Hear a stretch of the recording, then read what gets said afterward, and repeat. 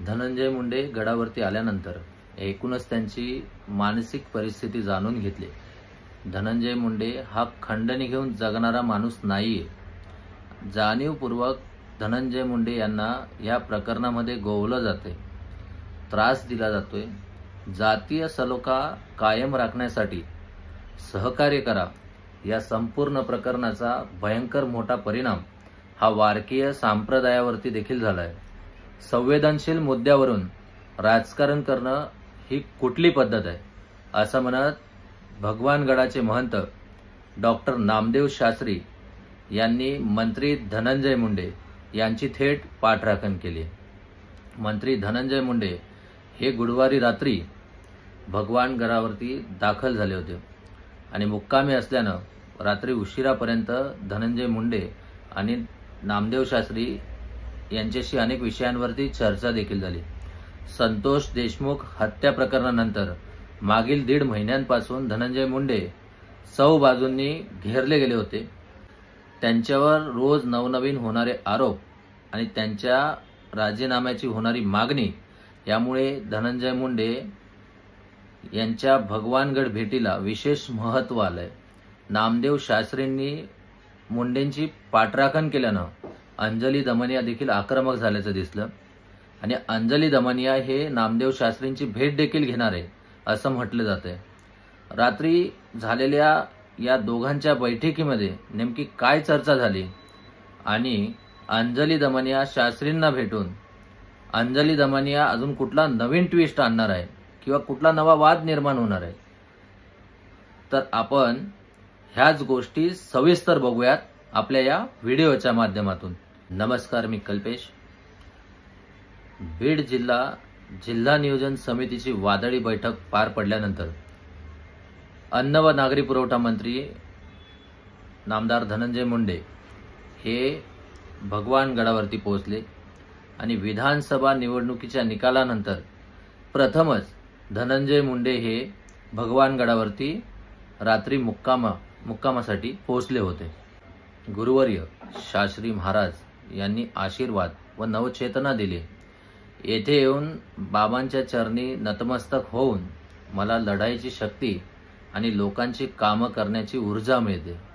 भगवानगड भेटीनंतर धनंजय मुंडेंनी अशा शब्दात समाज माध्यमांवर आपल्या भावना व्यक्त केल्या।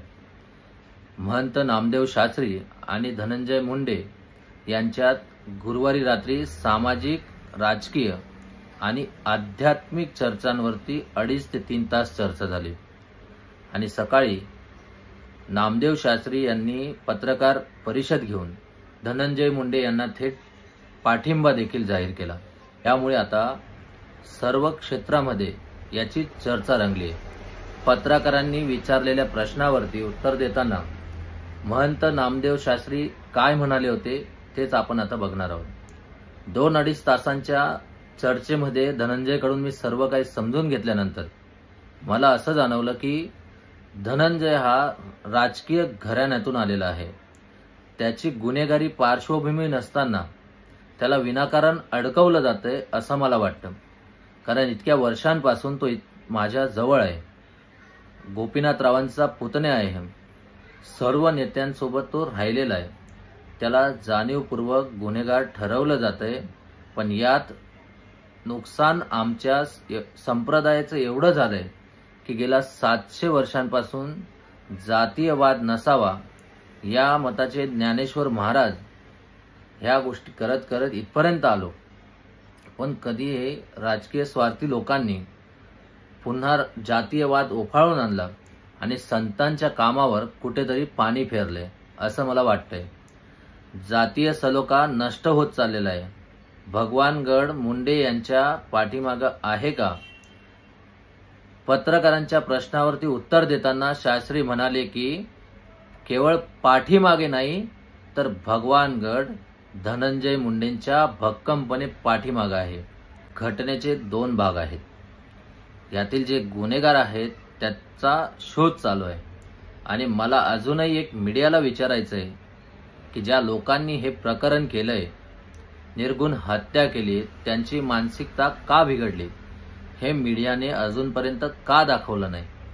कारण या अगोदर त्यांना जी मारहाण झाली त्याची दखल घेण्यासारखी असं मला वाटतं, आणि तो त्यांच्या गावाचा विषय असं संवेदनशील विषयाला राजकीय वळण देऊन सामाजिक सलोखा बिघडवणं गेल्या अनेक दिवसांपासून ज्यावरती मीडिया आक्षेप घेतोय तो खंडणी मागून जगणारा माणूस नाहीये.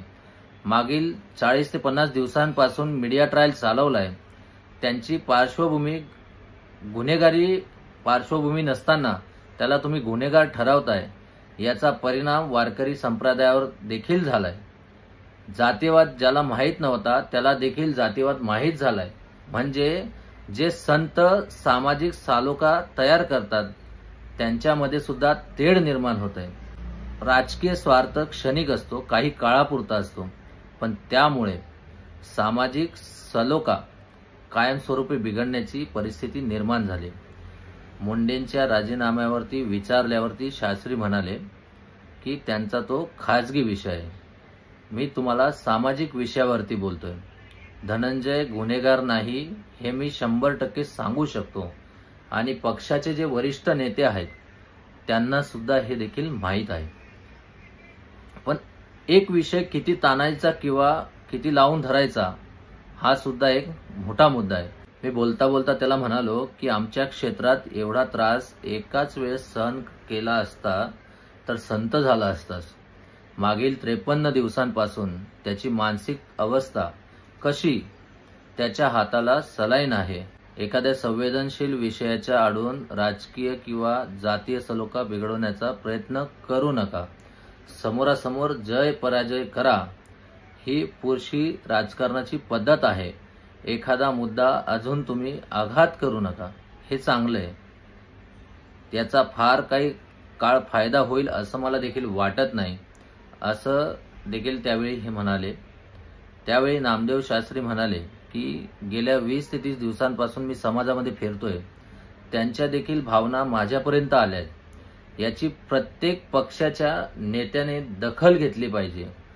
संत ज्याप्रमाणे जातीय सलोखा समाप्त करतात त्याप्रमाणे मीडियाने देखील समाजाकडून जातीय सलोखा बिघडू नये याची काळजी घेतली पाहिजे, असं म्हणत जातीय सलोख्यावरती नामदेव शास्त्री यांनी जास्त भर दिला. नामदेव शास्त्री यांनी धनंजय मुंडेंची पाठराखण केल्यानंतर मुंडे विरोधी राजकीय कार्यकर्त्यांनी डॉक्टर नामदेव शास्त्री यांच्यावरती टीकेची झोड उठवली. तर नामदेव शास्त्रींना धनंजय मुंडेंची दुसरी बाजू कदाचित माहीत नसावी. धनंजय मुंडेंच्या विरोधातील कागदपत्र, धनंजय मुंडेंच्या विरोधातील सर्व काही गोष्टी मी नामदेव शास्त्रींपर्यंत पोहोचवणार.